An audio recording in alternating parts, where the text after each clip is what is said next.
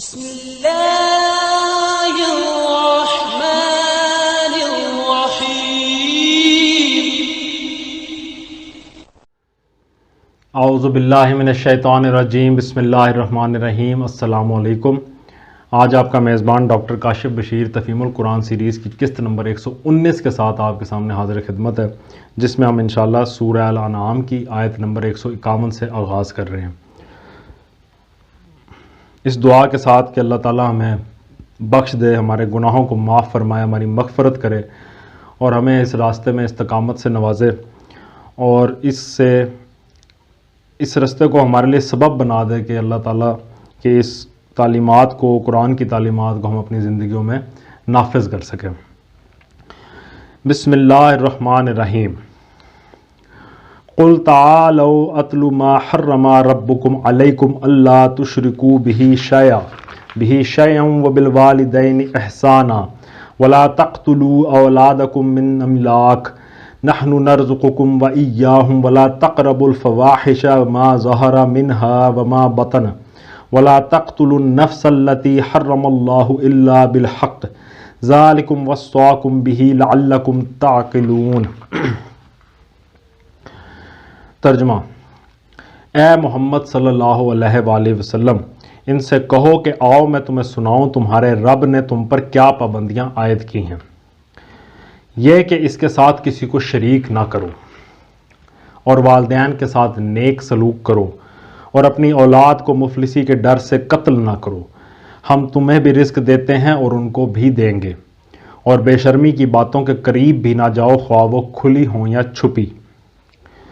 اور کسی جان کو جسے اللہ نے محترم ٹھہرایا ہے ہلاک نہ کرو مگر حق کے ساتھ۔ یہ باتیں ہیں جن کی ہدایت اس نے تمہیں کی ہے، شاید کہ تم سمجھ بوجھ سے کام لو۔ تفسیر میں آتا ہے، یعنی تمہارے رب کی عائد کی ہوئی پابندیاں وہ نہیں ہیں جن میں تم گرفتار ہو، بلکہ اصل پابندیاں یہ ہیں جو اللہ نے انسانی زندگی کو منضبط کرنے کے لیے عائد کی ہیں اور جو ہمیشہ سے شرائع الہیہ کی اصل الاصول رہی ہیں۔ اب اس میں جو پہلی بات کی گئی ہے آیت میں وہ ہے کہ اس کے ساتھ کسی کو شریک نہ کرو۔ اس کے بارے میں تفسیر میں آتا ہے کہ یعنی نہ خدا کی ذات میں کسی کو اس کا شریک ٹھہراؤ، نہ اس کی صفات میں، نہ اس کے اختیارات میں اور نہ اس کے حقوق میں۔ دوسری جو ہدایت ہے وہ ہے والدین کے ساتھ نیک سلوک کرو۔ معاف کیجیے گا، جو پہلی ہدایت ہے اس سلسلے میں تفسیر میں مزید آیا کہ ذات میں شرک یہ ہے کہ جو جوہر الوہیت میں کسی کو حصہ دار قرار دیا جائے، مثلا نصارہ کا عقیدہ تثلیث، مشرکین عرب کا فرشتوں کو خدا کی بیٹیاں قرار دینا، اور دوسرے مشرکین کا اپنے دیوتاؤں اور دیویوں کو اور اپنے شاہی خاندانوں کو جن سے آلہہ کے افراد قرار دینا، یہ سب شرک فی الذات ہیں۔ صفات میں شرک یہ ہے کہ خدائی صفات جیسی کہ وہ خدا کے لیے ہیں ویسا ہی ان کو یا ان میں سے کسی صفت کو کسی دوسرے کے لیے قرار دینا، مثلا کسی کے متعلق یہ سمجھنا کہ اس پر غیب کی ساری حقیقتیں روشن ہیں، یا وہ سب کچھ سنتا اور دیکھتا ہے، یا وہ تمام نقائص اور تمام کمزوریوں سے منزہ اور بالکل بے خطا ہے۔ اختیارات میں شرک یہ ہے کہ خدا ہونے کی حیثیت سے جو اختیارات صرف اللہ کے لیے خاص ہیں ان کو یا ان میں سے کسی کو اللہ کے سوا کسی اور کے لیے تسلیم کیا جائے، مثلا فوق الفطری طریقے سے نفع و ضرر پہنچانا، حاجت روائی و دستگیری کرنا، محافظت و نگہبانی کرنا، دعائیں سننا اور قسمتوں کو بنانا اور بگاڑنا، نیز حرام و حلال اور جائز و ناجائز کی حدود مقرر کرنا اور انسانی زندگی کے لیے قانون و شرع تجویز کرنا، یہ سب خداوندی کے مخصوص اختیارات ہیں جن میں سے کسی کو غیر اللہ کے لیے تسلیم کرنا شرک ہے۔ حقوق میں شرک یہ ہے کہ خدا ہونے کی حیثیت سے بندوں پر خدا کے جو مخصوص حقوق ہیں وہ یا ان میں سے کوئی حق خدا کے سوا کسی اور کے لیے مانا جائے، مثلا رکوع و سجود، دست بستہ قیام، سلامی و آستانہ بوسی، شکر نعمت یا اعتراف برتری کے لیے نظر و نیاز اور قربانی، قضاء حاجات اور رفع مشکلات کے لیے منت، مصائب و مشکلات میں مدد کے لیے پکارا جانا، اور ایسی ہی پرستش و تعظیم و تمجید کی دوسری تمام صورتیں اللہ کے مخصوص حقوق میں سے ہیں۔ اسی طرح ایسا محبوب ہونا کہ اس کی محبت پر دوسری سب محبتیں قربان کی جائیں، اور ایسا مستحق تقوی و خشیت ہونا کہ غیب و شہادت میں اس کی ناراضی اور اس کے حکم کی خلاف ورزی سے ڈرا جائے، یہ بھی صرف اللہ کا حق ہے۔ اور یہ بھی اللہ ہی کا حق ہے کہ اس کی غیر مشروط اطاعت کی جائے اور اس کی ہدایت کو صحیح و غلط کا معیار مانا جائے، اور کسی ایسی اطاعت کا حلقہ اپنی گردن میں نہ ڈالا جائے جو اللہ کی اطاعت سے آزاد ایک مستقل اطاعت ہو، اور جس کے حکم کے لیے اللہ کے حکم کی سند نہ ہو۔ ان حقوق میں سے جو حق بھی دوسروں کو دیا جائے گا وہ اللہ کا شریک ٹھہرے گا، خواہ اس کو خدائی ناموں سے کوئی نام دیا جائے یا نہ دیا جائے۔ دوسری جو ہدایت ہے آیت میں آئی وہ ہے کہ والدین کے ساتھ نیک سلوک کرو۔ اس حوالے سے تفسیر میں آیا کہ نیک سلوک میں ادب، تعظیم، اطاعت، رضا جوئی، خدمت سب داخل ہیں۔ والدین کے اس حق کو قرآن میں ہر جگہ توحید کے حکم کے بعد بیان کیا گیا ہے، جس سے صاف ظاہر ہے کہ خدا کے بعد بندوں کے حقوق میں سب سے مقدم حق انسان پر اس کے والدین کا ہے۔ اس کے بعد آیت میں آیا کہ بے شرمی کی باتوں کے قریب بھی نہ جاؤ۔ اس کی حوالے سے تفسیر میں آتا ہے کہ اصل میں لفظ فواحش استعمال ہوا ہے جس کا اطلاق ان تمام افعال پر ہوتا ہے جن کی برائی بالکل واضح ہے۔ قرآن میں زنا، عمل قوم لوط، برہنگی، جھوٹی تہمت اور باپ کی منکوحہ سے نکاح کرنے کو فحش افعال میں شمار کیا گیا ہے۔ حدیث میں چوری اور شراب نوشی اور بھیک مانگنے کو من جملہ فواحش کہا گیا ہے۔ اسی طرح دوسرے تمام شرمناک افعال بھی فواحش میں داخل ہیں، اور ارشاد الہی یہ ہے کہ اس قسم کے افعال نہ اعلانیہ کیے جائیں نہ چھپ کر۔ اس کے بعد آیت میں ایک اور ہدایت آتی ہے کہ کسی جان کو جسے اللہ نے محترم ٹھہرایا ہے ہلاک نہ کرو مگر حق کے ساتھ۔ تفسیر میں آیا کہ یعنی انسانی جان جو فی الاصل خدا کی طرف سے حرام ٹھہرائی گئی ہے ہلاک نہ کی جائے مگر حق کے ساتھ۔ اب رہا یہ سوال کہ حق کے ساتھ کا کیا مفہوم ہے، تو اس کی 3 صورتیں قرآن میں بیان کی گئی ہیں، اور 2 صورتیں اس پر زائد نبی صلی اللہ علیہ وآلہ وسلم نے بیان فرمائی ہیں۔ قرآن کی بیان کردہ صورتیں یہ ہیں کہ انسان کسی دوسرے انسان کے قتل عمد کا مجرم ہو اور اس پر قصاص کا حق قائم ہو گیا ہو۔ دوسرا یہ کہ دین حق کے قیام کی راہ میں مزاحم ہو اور اس سے جنگ کیے بغیر چارہ نہ رہا ہو۔ تیسرا یہ کہ دارالاسلام کے حدود میں بدامنی پھیلائے یا اسلامی نظام حکومت کو الٹنے کی سعی کرے۔ باقی 2 صورتیں جو حدیث میں ارشاد ہوئی ہیں وہ یہ ہیں: نمبر 4 شادی شدہ ہونے کے باوجود زنا کرے، نمبر 5 ارتداد اور خروج از جماعت کا مرتکب ہو۔ ان 5 صورتوں کے سوا کسی صورت میں انسان کا قتل انسان کے لیے حلال نہیں ہے، خواہ وہ مومن ہو یا ذمی یا عام کافر۔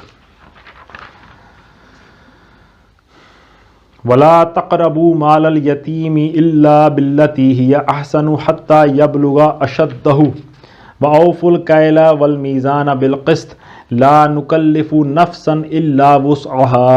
وَإِذَا قُلْتُمْ فَاعْدِلُوا وَلَوْ كَانَ ذَا قُرْبَى وَبِعَهْدِ اللَّهِ أَوْفُوا ذَلِكُمْ وَصَّاكُمْ بِهِ لَعَلَّكُمْ تَذَكَّرُونَ۔ ترجمہ: اور یہ کہ یتیم کے مال کے قریب نہ جاؤ مگر ایسے طریقے سے جو بہترین ہو یہاں تک کہ وہ اپنے سن رشد کو پہنچ جائے، اور ناپ تول میں پورا انصاف کرو۔ ہم ہر شخص پر ذمہ داری کا اتنا ہی بار رکھتے ہیں جتنا اس کے امکان میں ہے، اور جب بات کہو انصاف کی کہو، خواہ معاملہ اپنے رشتہ دار ہی کا کیوں نہ ہو، اور اللہ کے عہد کو پورا کرو۔ ان باتوں کی ہدایت اللہ نے تمہیں کی ہے، شاید کہ تم نصیحت قبول کرو۔ یتیم کے مال کے قریب نہ جاؤ مگر ایسے طریقے سے جو بہترین ہو۔ تفسیر میں آتا ہے یعنی ایسا طریقہ جو زیادہ سے زیادہ بے غرضی، نیک نیتی اور یتیم کی خیر خواہی پر مبنی ہو، اور جس پر خدا اور خلق کی کسی کی طرف سے بھی تم اعتراض کے مستحق نہ ہو۔ اس کے بعد ناپ تول میں پورا انصاف کرو۔ ہم ہر شخص پر ذمہ داری کا اتنا ہی بار رکھتے ہیں جتنا اس کے امکان میں ہے۔ تفسیر میں آیا یہ اگرچہ شریعت الہی کا ایک مستقل اصول ہے، لیکن یہاں سے اس کے بیان کرنے کا مقصد یہ ہے کہ جو شخص اپنی حد تک ناپ تول اور لین دین کے معاملات میں راستی و انصاف سے کام لینے کی کوشش کرے وہ اپنی ذمہ داری سے سبکدوش ہو جائے گا، بھول چوک یا نادانستہ کمی بیشی ہو جانے پر اس سے باز پرس نہ ہوگی۔ اللہ کے عہد کو پورا کرو۔ تفسیر میں آیا کہ اللہ کے عہد سے مراد وہ عہد بھی ہے جو انسان اپنے خدا سے کرے، اور وہ بھی جو خدا کا نام لے کر بندوں سے کرے، اور وہ بھی جو انسان اور خدا اور انسان کے درمیان اسی وقت آپ سے آپ بندھ جاتا ہے جس وقت ایک شخص خدا کی زمین میں ایک انسانی سوسائٹی کے اندر پیدا ہوتا ہے۔ پہلے دونوں عہد شعوری و ارادی ہیں، اور یہ تیسرا عہد ایک فطری عہد ہے، نیچرل کانٹریکٹ ہے، جس کے باندھنے میں اگرچہ انسان کے ارادے کا کوئی دخل نہیں ہے، لیکن واجب الاحترام ہونے میں یہ پہلے دونوں عہدوں سے کسی طرح کم نہیں ہے۔ کسی شخص کا خدا کے بخشے ہوئے وجود سے، اس کی عطا کی ہوئی جسمانی و نفسانی قوتوں سے، اس کے دیے ہوئے جسمانی آلات سے، اور اس کی پیدا کی ہوئی زمین اور رزق اور ذرائع سے فائدہ اٹھانا، اور ان مواقع زندگی سے متمتع ہونا جو قوانین قدرت کی بدولت فراہم ہوتے ہیں، خود بخود فطرتاً خدا کے کچھ حقوق اس پر عائد کر دیتا ہے۔ اور اسی طرح آدمی کا ایک ماں کے پیٹ میں اس کے خون سے پرورش پانا، ایک باپ کی محنتوں سے بسے ہوئے گھر میں پیدا ہونا، اور ایک اجتماعی زندگی کے بے شمار مختلف اداروں سے مختلف صورتوں میں متمتع ہونا، اعلیٰ قدر مراتب اس کے ذمہ بہت سے افراد اور اجتماعی اداروں کے حقوق بھی عائد کر دیتا ہے۔ انسان کا خدا سے اور انسان کا سوسائٹی سے یہ عہد کسی کاغذ پر نہیں لکھا گیا، مگر اس کے رونگٹے پر ثبت ہے۔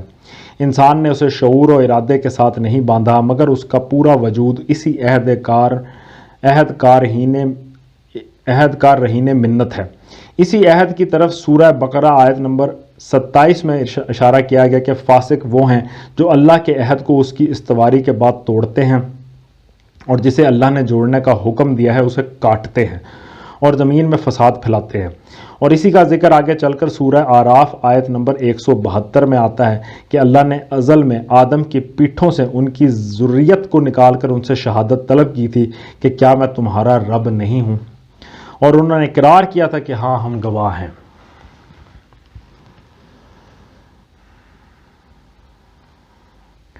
وَأَنَّ هَذَا صِرَاطِي مُسْتَقِيمًا فَاتَّبِعُوهُ وَلَا تَتَّبِعُوا السُّبُلَ فَتَفَرَّقَ بِكُمْ عَنْ سَبِيلِهِ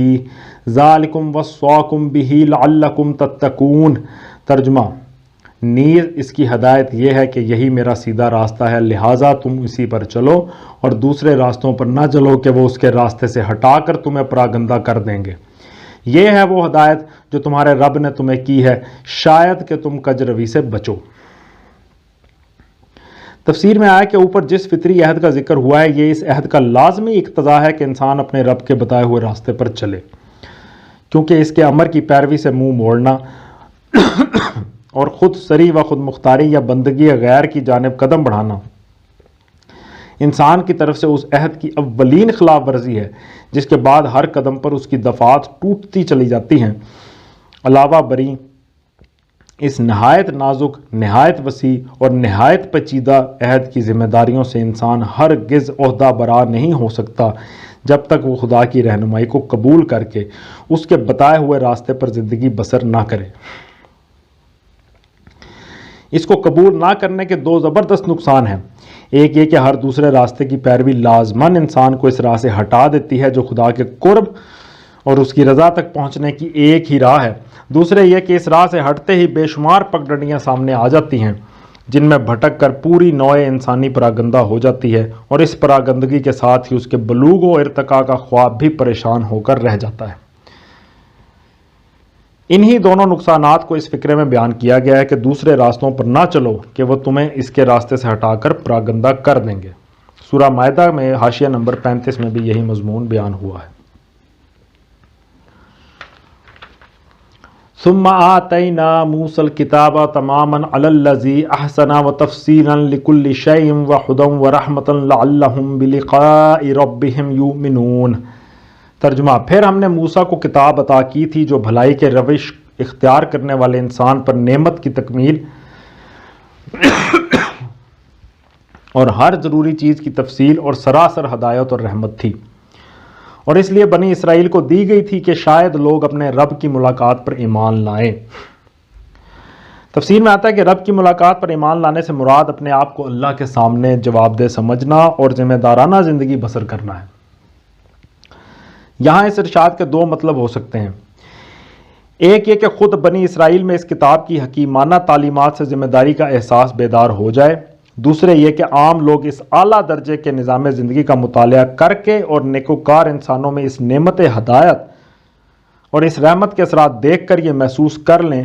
کہ انکار آخرت کی غیر ذمہ دارانہ زندگی کے مقابلے میں وہ زندگی ہر اعتبار سے بہتر ہے جو اقرار آخرت کی بنیاد پر ذمہ دارانہ طریقے سے بسر کی جاتی ہے، اور اس طرح یہ مشاہدہ و مطالعہ انہیں انکار سے ایمان کی طرف کھینچ کر لے جائے گا۔